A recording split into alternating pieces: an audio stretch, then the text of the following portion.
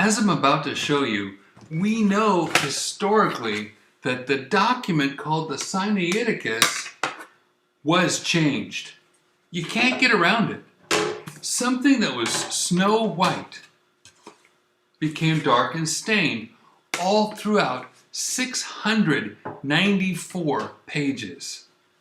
But who would do something like that? Or, logically speaking, who had to have either done it or been in partnership with whoever did it? It's unbelievable, but I don't see another option. And it sheds a harsh light on my education and even some of my own assumptions.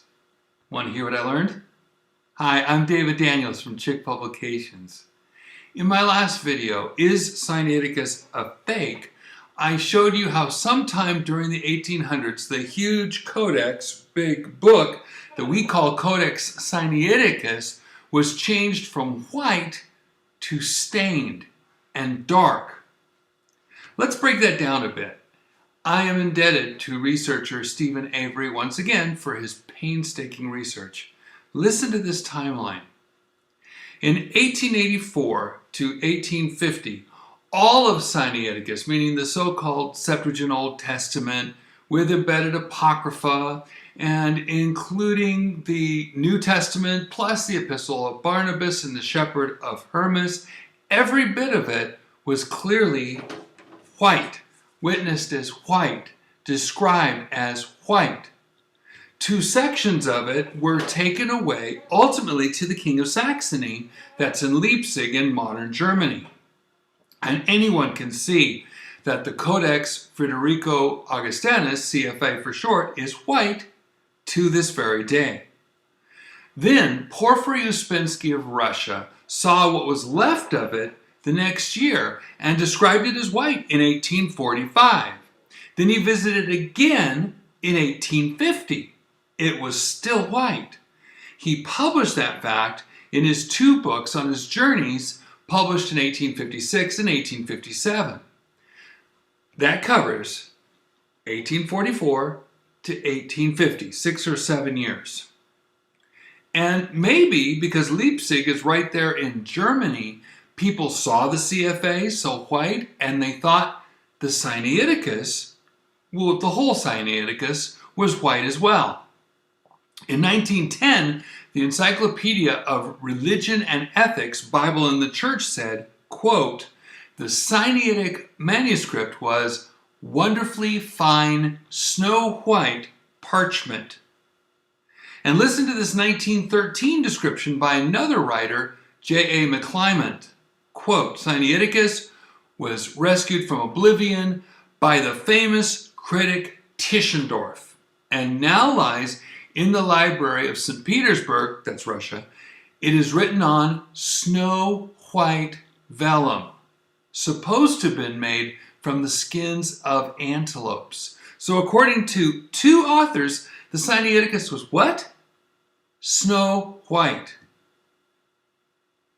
But there's just one problem. It wasn't. In point of fact, after 1859, it was actually dark. That is, after Tischendorf got hold of it. How do we know that? Since those later writers described it as snow white. From Tischendorf himself. Listen, in 1862, Tischendorf described them as sulflava. That's a Latin word that means yellowed. Also in 1862, Tischendorf allowed another scholar, Tregelles, to examine Sinaiticus for 3 days. So if it were changed after that date, Tregelles would have known it. 1864, Frederick Scrivener, in his own book, A Full Collation of the Codex Sinaiticus with the received text of the New Testament, said, quote, the vellum leaves were now almost yellow in color, end quote. And in 1911, Hallen and Kearsarge Lake photographed the Sinaiticus in color, so there was no hiding what they saw. They said, quote, the thicker leaves are inclined to a yellowish tint. So people who actually saw the big part of the Sinaiticus thought it was yellow. Those who saw it before Tischendorf had it, or only saw the CFA in Germany, said it was snow white. And the CFA, which was quickly, 1844, sent to the King of Saxony in modern Germany, was and still is white. So why did people still think it was all white after Tischendorf published the Sinaiticus in 1862? My thought, people could see the CFA part in Germany. People could not see the rest all the way in Russia. People had no reason to doubt that the whole Sinaiticus looked the same, so whoever saw the Snow White CFA assumed it was all white, but those who saw the rest of the Sinaiticus that Tischendorf spent all that time with assumed it was all yellowed and dark with those stains. There were two sets of people writing about two colors of Sinaiticus at the same time. And nobody even noticed, because not until the last couple of years has anyone put all the known pieces of Sinaiticus together where we can see them with our own eyes. Again, see?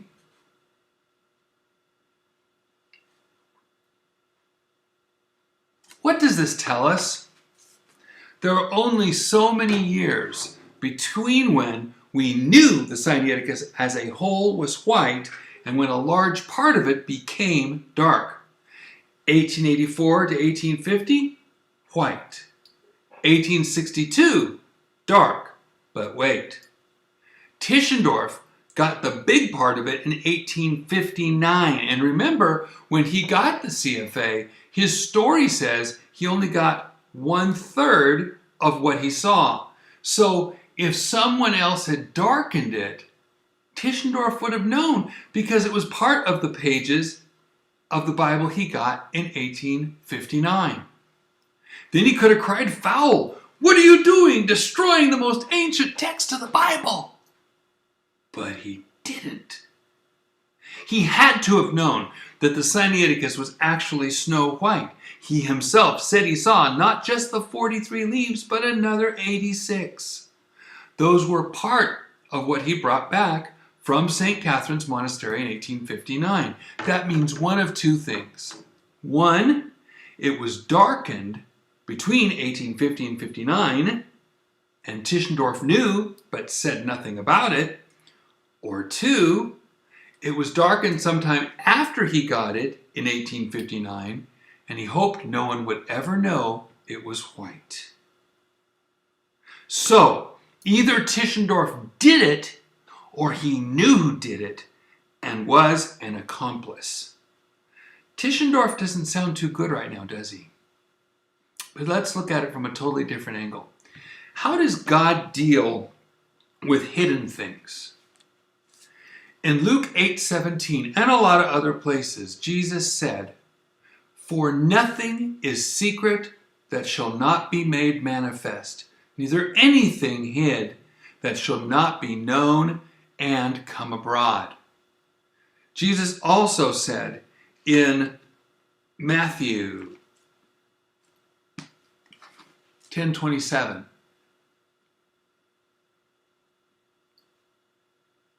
"What I tell you in darkness, that speak ye in light. And what ye hear in the ear, that preach ye upon the housetops." And remember what Jesus thanked God for in Matthew 11:25 and in Luke. Listen to Matthew 11:25. "At that time Jesus answered and said, I thank thee, O Father, Lord of heaven and earth, because thou hast hid these things from the wise and prudent, and hast revealed them unto babes." See, that's God's pattern.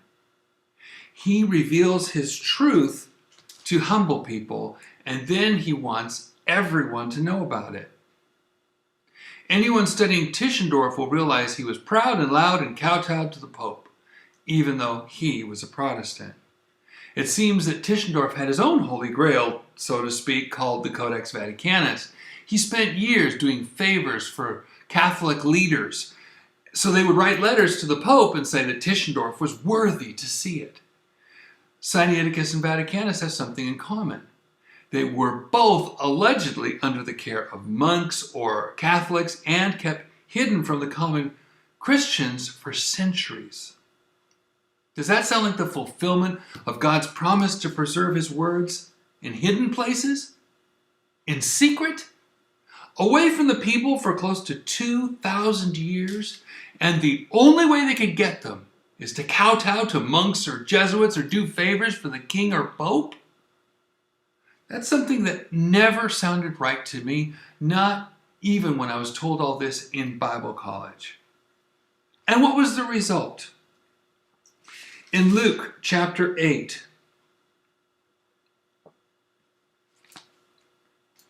a woman with a flow of blood tried to just grab the hem of Jesus' garment in the midst of a big crowd. She thought she was hidden as she asked in faith for God to heal her. Look at verse 47. And when the woman saw that she was not hid, she came trembling and falling down before him. She declared unto him before all the people for what cause she had touched him, and how she was healed immediately. And he said unto her, Daughter, be of good comfort. Thy faith hath made thee whole. Go in peace. See, the woman could not be hidden from God. The truth came out, and she fell before Jesus and declared everything. It was awesome. I hope I can see the video in heaven. And what did Jesus say to her? Thy faith hath made thee whole. Let me ask you, did Tischendorf's alleged discovery bring him to his knees? Did Tischendorf fall on his face and from pure conviction before God spread the gospel and preach Christ crucified and salvation by grace through faith for the rest of his life out of his gratefulness for such a find? Nope. He was still proud. He was still sneaky. He, or someone he knew, darkened the Sinaiticus parts he had to make them look old. He lied about that, even if nothing else. He engaged in intrigue to borrow or buy or steal the manuscripts, unless, of course, he forged them himself. Then he's a liar and a counterfeiter and a con man. These are not the actions of a man of faith. And I cannot see God rewarding that with the discovery of the century. But hey, that's just me. And it doesn't matter whether it was made by Alexandrian intellectuals in 325 to 350 or made from scratch in the 1800s. It doesn't bear the marks of something holy to God. It isn't based on faith. It doesn't produce faith. In fact, it spawns doubt. It doesn't lift up Christ, it lowers Christ. The God of the Sinaiticus didn't keep his promises, but our God did. And we have the proof with 400 plus years worth of testing. God's preserved words in English, the King James Bible. I am finally beginning to believe that Konstantin Tischendorf did something to the text and never admitted it, nor did anyone else around him admit it. So it may have happened before any of them actually saw what he had done. All he had to do was not show the two parts together and discredit anyone who had seen them all before in 1859.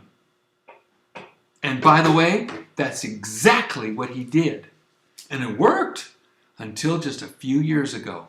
But remember, if every textual critic and teacher and even preacher in the world told you the opposite, the truth I just showed you is now coming out. Don't be afraid, as Jesus said in Matthew 10:26, fear them not, therefore, for there is nothing covered, but that shall not be revealed, and hid that shall not be known. Listen to this. 2 Corinthians chapter 4. Verse 2. But we have renounced the hidden things of dishonesty, not walking in craftiness, nor handling the word of God deceitfully, but by manifestation of the truth, commending ourselves to every man's conscience in the sight of God. I can't trust the Sinaiticus. But remember, if I cannot trust the Sinaiticus, then neither can I trust almost any Bible on the market. That is, except the King James or other preserved Bible. The more I know, the more I like.